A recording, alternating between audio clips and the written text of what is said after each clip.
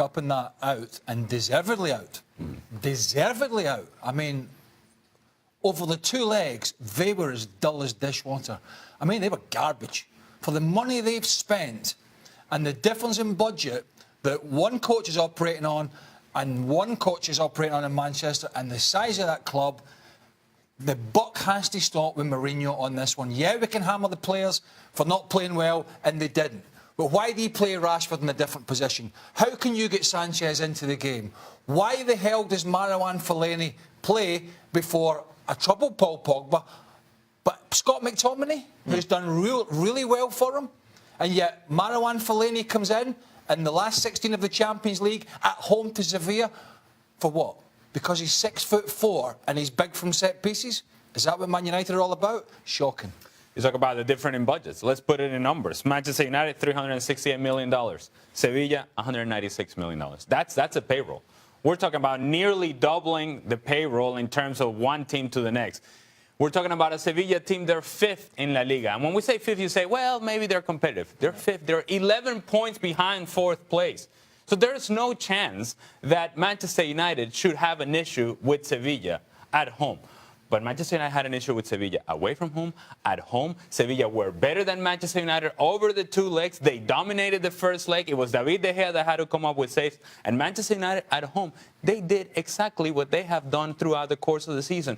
All of a sudden, you're going to defend Sevilla. Why don't you go and press them? Why don't you go and test them? Why don't you go and have your attacking players go and see whether you can get after this team and score the goals and win the way that you should win? This was embarrassing and inexcusable. I think you got to look at Mourinho. Yeah.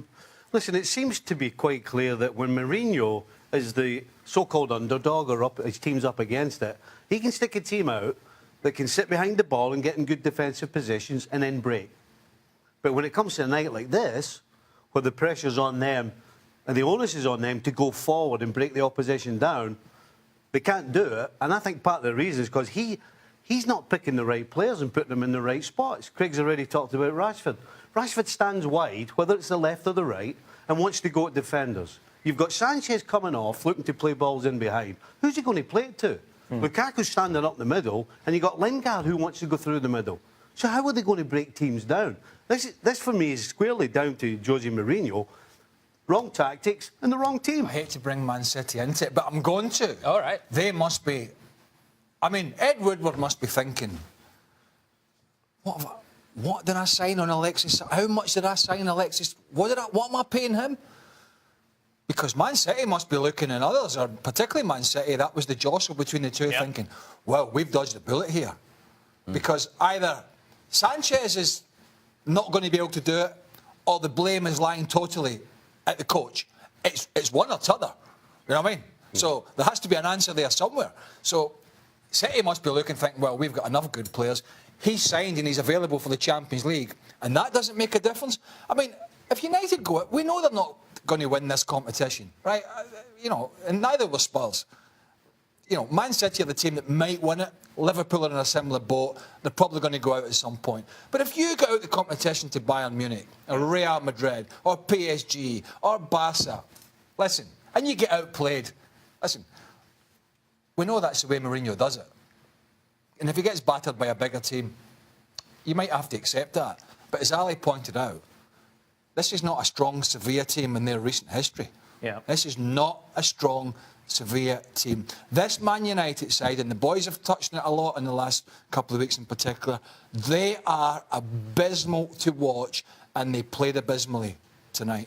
I guess that's my bigger question, is that Manchester United fans, who we get a lot of stick from because we criticize Mourinho and we say things like, look, this team could be better than what they are and should be better than what they are and should be playing better than they are.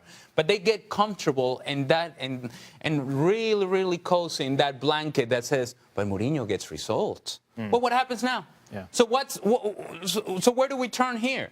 Because this is embarrassing, yes. But then you have to ask the question, if you're willing to accept Jose Mourinho for what he is and has been because he gets results, when he doesn't, and this is certainly a failure for Jose Mourinho and Manchester United, then then what's the reasoning? What's the excuse? Where are we pointing the finger at? The truth of the matter is that Manchester United were awful. They were not good enough, and they were not good enough over 2 legs. It wasn't just at this game. Over the 2 legs, Manchester United were not as good as Sevilla. There was only one team in these 2 games that wanted to win and played like they wanted to win, and that was Sevilla. What's happened to Man United? I mean, they had one, if not the most successful manager in football in Sir Alex Ferguson. But they had a sparkle, right? They didn't always win, didn't always play well, but they had a sparkle. They had always a little bit of genius about them in a time of turmoil.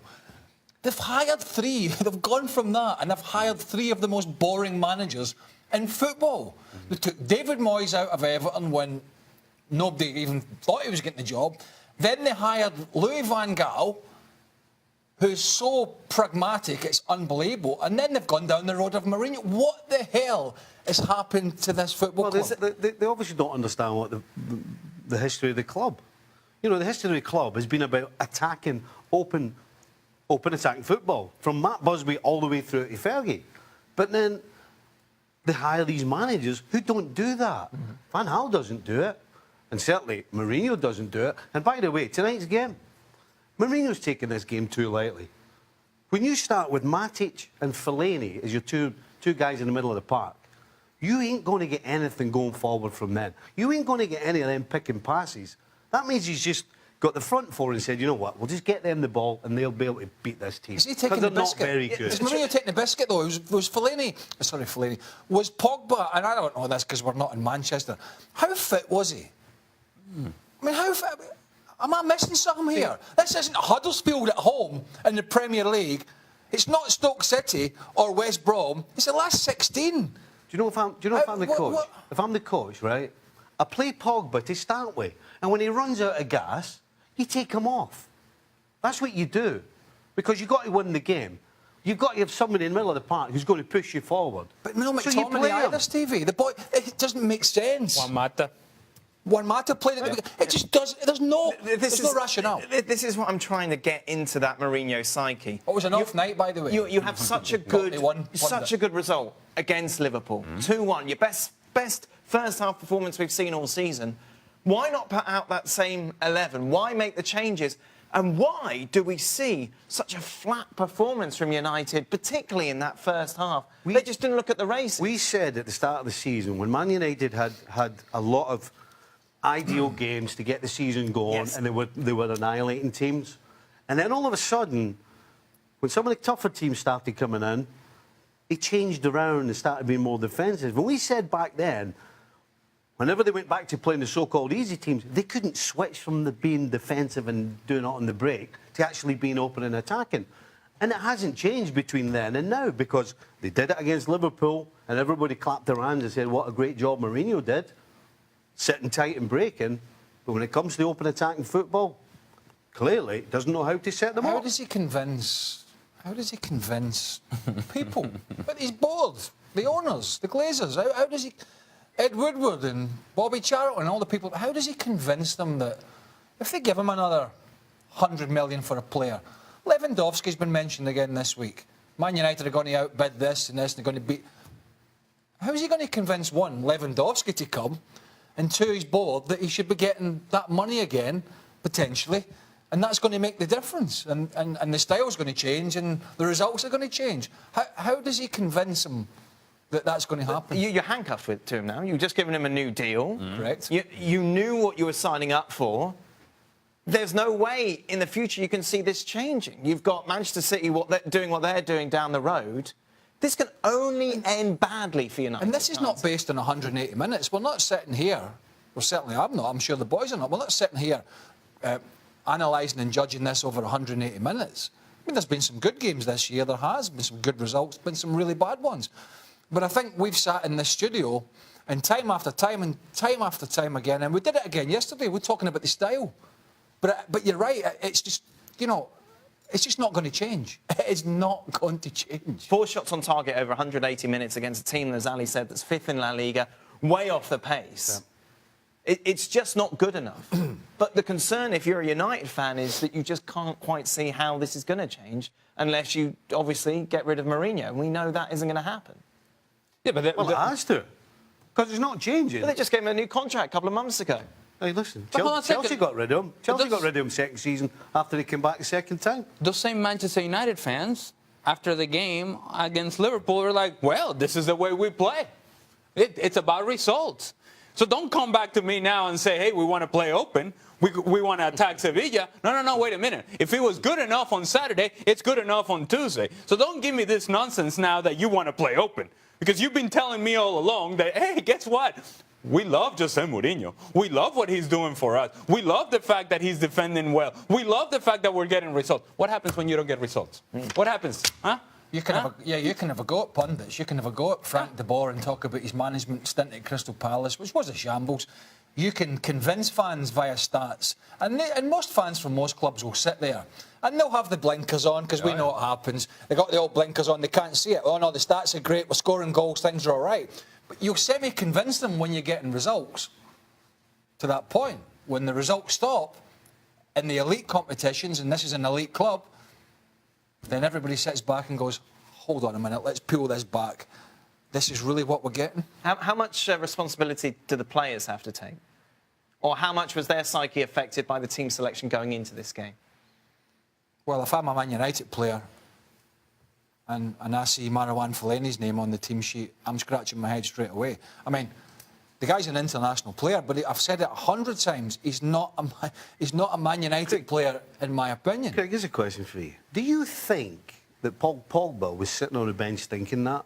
Because I'm telling you that I would have started him. Right. But I was shocked how bad he was when he came on. Is that because... Yeah. Is that because he's sitting on the bench thinking, hold on a second, why is this guy playing? What am I doing sitting on the bench? Is it... Because I can't come up with anything else. Yeah, I'm not blaming Marouane Fellaini for the debacle, by the way. I'm just saying this is the standard bearer. The standard at Man United over a long period isn't where that player is. And by the way, I know Scott McTominay has just picked Scotland over England, but that's no way to bench him for this guy. I mean, come on, even you talk about Pogba, even McTominay must have been sitting thinking, really? What, him ahead of me, the way I've been playing? And having said all of this, and the fact that Jose Mourinho carries a lot of this responsibility, you have players on the field who also must take a lot of the responsibility Alexis as well. Sanchez was terrible. Alexis Sanchez, and I've continued to say time and time again, I have no idea what he's doing, getting the ball from defensive midfielders and center backs and starting in his starting position being 60 yards away from goal. That does nothing for Manchester United and certainly does nothing for Alexis Sanchez. I felt that Lukaku was really the one guy that you could say, hey, you know what, I want to do something. I want to carry this team forward. But he's doing it by himself because, oh, by the way, there aren't enough numbers around him. Even if he holds the ball up, he's waiting for players to come along, and the team is not set up to attack. So if you don't have a team that's set up to attack and you have to create opportunities, how are you going to do that? I'm a little easier on Sanchez than you two guys. I mean, at the end of the day, he's been brought in, and when he was at Arsenal, he would come off and get the ball, and then he'd look up, and he'd have runners running in behind. People try to pick out little gaps in behind the back line. That doesn't happen at United. It doesn't happen. Certainly didn't happen in this game. You know, you don't have the runner, so he puts his head up, and he can't see anything. So that's not entirely his fault. It's a big club, Dan, with big resources, big ambitions. They might have a really huge decision to make on the manager. I mean, it could be that serious. And I'm not talking about just because of tonight or because they're second to Man City, but does any of us really think things are going to change next year? You talked about the bar's been set by the Spaniard in charge of Man City. That ain't going to go away. The money's not going to dry up at Man City. It's not like Man United are going to have the cherry picking all the players next year. That's not going to happen. So it's going to be down to coaching. He's going to have to coach the players to the top of the league. You just mentioned big ambition. Those ambitions may be unrealistic. Based upon what you see, whatever those ambitions are, they're not getting there anytime soon. They just don't have the player personnel to do so. They don't have the mindset to do so. And right now, the recent history doesn't tell you that Manchester United is a successful club. If you recall, the reason Real Madrid got rid of Jose Mourinho was because he turned the Galacticos into a counter-attacking team. That's why ultimately they got rid of him.